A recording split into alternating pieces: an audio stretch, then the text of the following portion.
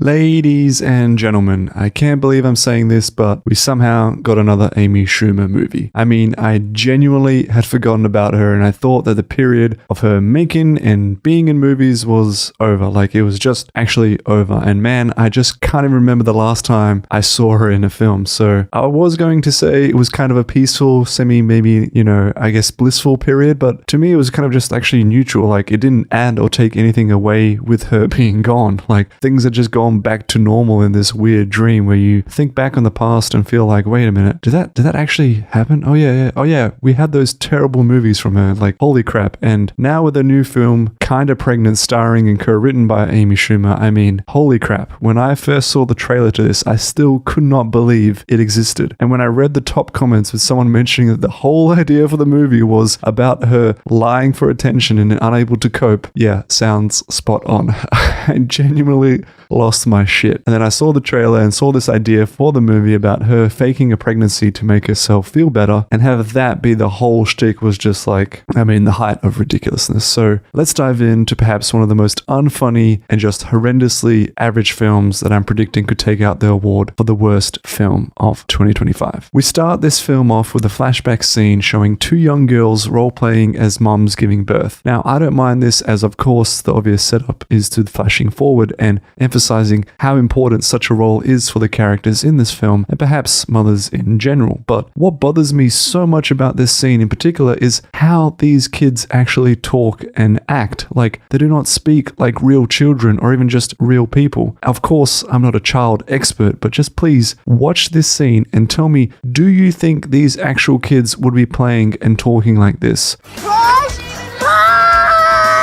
I can't do it! It hurts! I hate you, bitch! Hey! Sorry, but the expectant mother often lashed out at her support system. Lainey, why do we have to play mom every day? I don't even want to be a mom. Never say that, Kate. Being a mom is the greatest thing a human being can do. And someday when we do it for real, we're gonna have to be there for each other. Because our moms are dead. Now hold my hand, I'm crowning! To me, it feels so unnatural. It maybe even just way too vulgar and just very off and weird. Like, they just wouldn't be doing this. I'm watching this scene and it comes across as like adult writing for young children instead of actually using clever writing to put yourself in a child's voice for the story. It's just some adult thinking they know how to speak children-wise, but they don't do that. They just like talk as an adult and they just write the words as an adult for the child, and they're not changing anything for it, which to me feels so weird. From here, we get the obvious flash forward scene to these kids being grown up, with Amy Schumer playing Lainey, best friends to Kate. As a bit of a side note, I'm not sure why Amy Schumer's character is called Lainey, unless it's like, I don't know, already trying to be just more annoying and irritating. Like, maybe that's just probably fitting in more ways than one, and maybe I'm just being very pedantic and very minor, because I don't know, it just feels like a weird, strange name for someone, but alright, whatever. And as these two speak to each other, within like a minute, you just know they're just gonna kind of be just equally flat, annoying, and just, I don't know, very laughless as characters. Like, there's no laughs going to come from them. Lainey does this weird thing about doing, I guess, I don't know, yoga on the couch, and then kind of slips and falls and flies from it. And it's just like sort of meant to be some sort of slapstick comedy, but it's just like dumb. It's like nonsensical and not in a good way. There's nothing,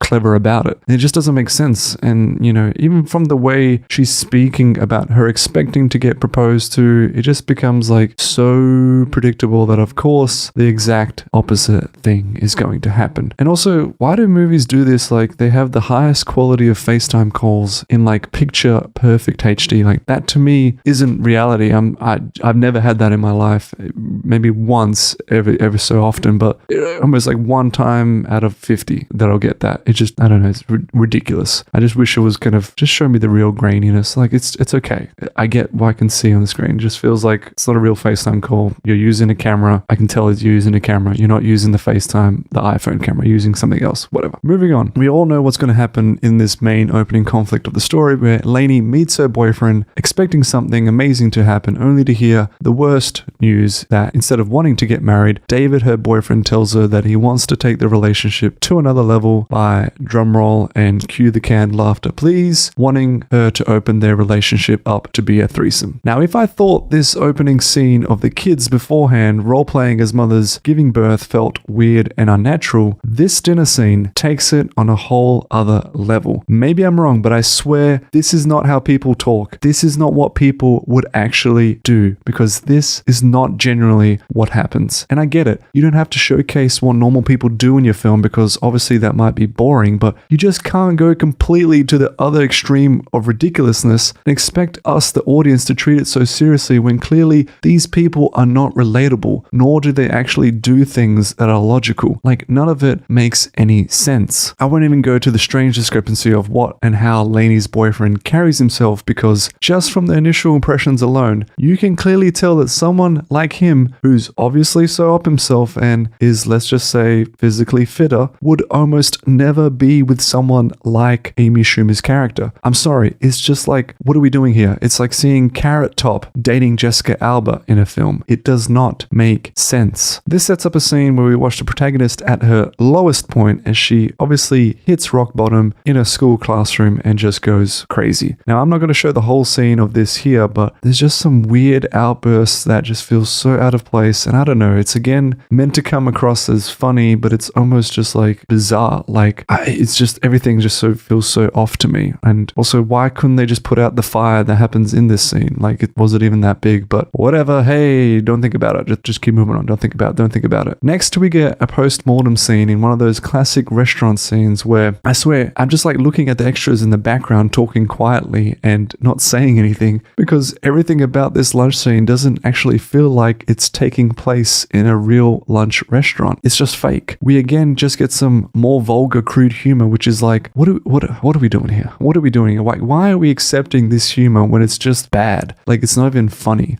I want a family. That's my dream. You will have that dream. Anyone can. Anyone except for me, because Dave wants to explore new vagina holes and butt holes. What about my holes? My holes aren't good enough to shit a baby out of. Okay, can you stop saying holes? Compared to something like Jackass, which is, yes, crazy, at the very least, some of it is kind of funny because, yeah, it's obviously humor at the expense of someone. But when you watch something like Kinda Pregnant here, all they're trying to do is kind of just be shocking to be funny and just get, you know, a reaction from saying crazy stuff. Except none of it actually is kind of funny, and it's just really dumb and crude humor, and it doesn't work. That's the key difference here. So I don't know. Moving on from there, we get like a bunch of fluff that happens in between, basically to get us to the next pivotal point and really the actual crux of what this whole movie is going to do, with this idea of when you see Lainey go to a maternity clothing store, putting on a fake pregnancy belly, and whoa, suddenly getting this miraculous idea of wanting to fake being pregnant after suddenly realizing how well she is being treated because of it. Now, there's actually one decent joke, surprisingly, in this little scene moment that happens here, with her whispering under her breath that she's going to break the customer assistant's neck. But that's really all the credit I'm going to give this film in terms of humor, because, you know, it was just a one little moment, and at best it was just kind of like a chuckle, like, oh, that was kind of nice. And there may be some smaller jokes later on that kind of are, you know, somewhat okay, but this joke here is probably the best of them. But again, take that with a grain of salt. What's really worst is that from here, she decides to go to a prenatal yoga class called Mama Stay. Ha ha ha ha, get it? Mama Stay, like mom, not namaste. So funny. Where she meets Megan, another pregnant woman who's struggling to handle everything that comes with being pregnant and the whole birthing process, which is actually kind of, that's the okay part. But the worst part in this yoga class is that it just becomes like the weirdest farting scene for a bunch of mothers who, I don't know, obviously let go of their inhibitions to feel free, but the fart noises that they make are just so fake, and they feel like stock noises. Like, listen to these farts and tell me what you think. Inhale and pull up from the vagina. And exhale through your butthole. Up through the vagina. And out the anus butt. I'm not a fart expert, but I just don't get, one, why this was necessary to begin with, because I guess we're really now leaning into this whole crude humor element, and number two, why use such crappy sound effects for getting a laugh? It almost feels lazy to not even get them to do the real thing. Like, I don't know, it just could have been done with better, or maybe just removed entirely. I don't understand what was happening in the scene and where that came from. Don't even get me started on why no one thought it was incredibly suspicious for Lainey to fall on her stomach to not have any damage be done on the baby. But whatever. Don't think about it. This obviously sets up the new best friend kind of plot device where she'll feel the need to hide her secret even more so to be close to this person, though at the same time is also deeply conflicted because the guilt is eating her up as she realizes that their friendship is getting closer because of this lie that she harbors, let alone the fact that this new best friend just so conveniently happens to be the sister of Lainey's new love interest in Josh, played by Will Forte, who I don't know what he's doing here. Like, I just feel like the man deserves better. Like, he's not a bad actor. He's kind of a funny guy. What is he doing in this film? And he may also be the only other redeeming light in this entire story. We next get scenes of her having dinner with this new best friend, dates with Josh, and hanging out at more children-related stalls as the obvious cat and mouse game continues, where Lainey has to hide her secret from both her old friends and her new friends. There's just so much nonsense that happens here, so I'm just going to cue the short montage to show you what I mean right here. Gather round, mother fingerers. I want to make a toast. Looks like I got my baby girl pregnant. Whoopsie daisy. Turns out my scrot gravy is more potent than I thought, shooting premium gasolina. Fire. Yeah, fire, or whatever my students say. No, you're on fire. Where's my phone? Oh, fuck this. You know how to do anything cool, Dad? I like it like that. She working that back. I don't know how to act. Slow motion for me. Slow motion for me. Slow motion for me. Moving slow motion for me.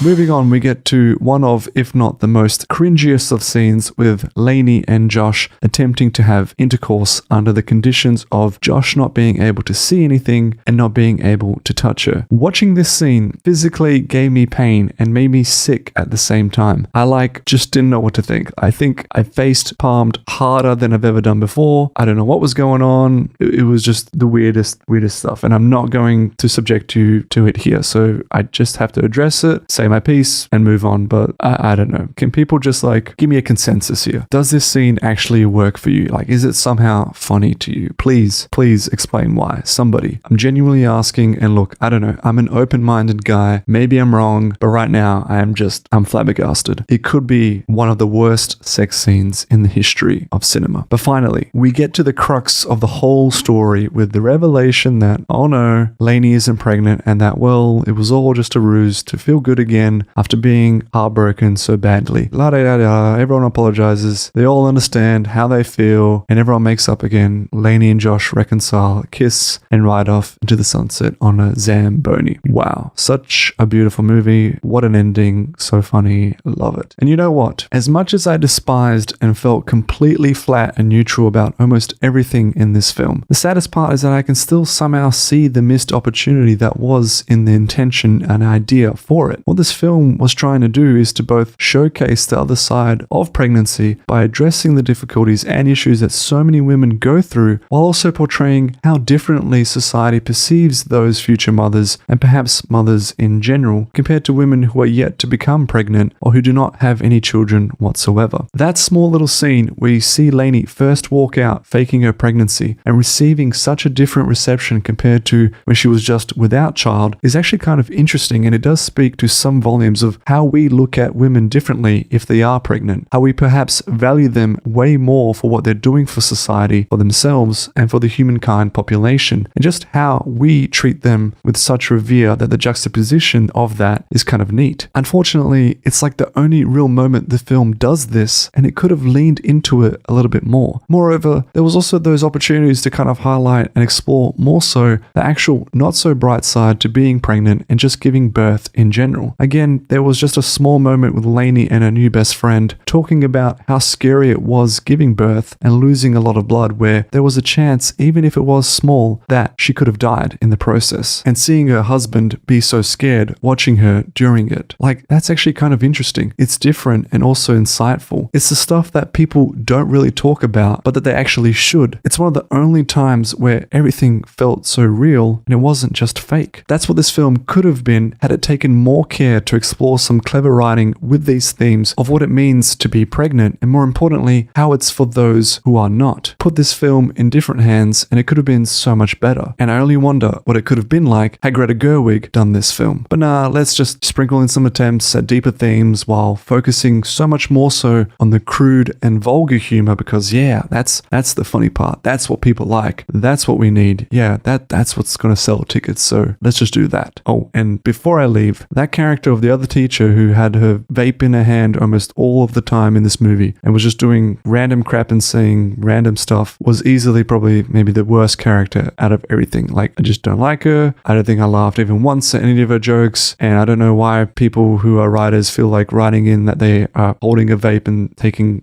puffs from the vape is just a way to make things, relatable, and they're cool and young and hip. Like, look at us, look at this modern writing, right? Oh yeah, this character's got a vape right there. Yeah, that's real good. It's just dumb. Okay, I'm getting angry again. Trash film. That's it for me. Wasted hour and 40 minutes of life. So if you don't want to watch this film, don't do that. Please, you will save yourself plenty of time where you can do much better things. So please don't watch this movie. Can we? I don't know what to do with Amy Schumer movies. It's just go back to the drawing board or just burn it. I don't get it. I don't know. Anyways, I'll catch you in the next one. Boycott Schumer films. See you later. Anyway, I'm gonna pay for this check. We'll go back to my apartment, chisel you out of that dress, see what happens. Lainey, what the fuck? Lainey, you are causing a scene. You want a scene? You want a scene? I'll show you a fucking scene. You want a scene? Here's a scene coming out there, you dress.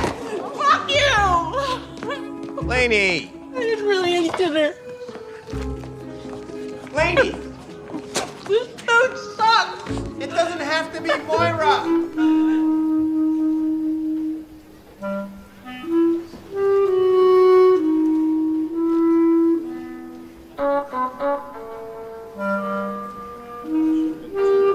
Okay.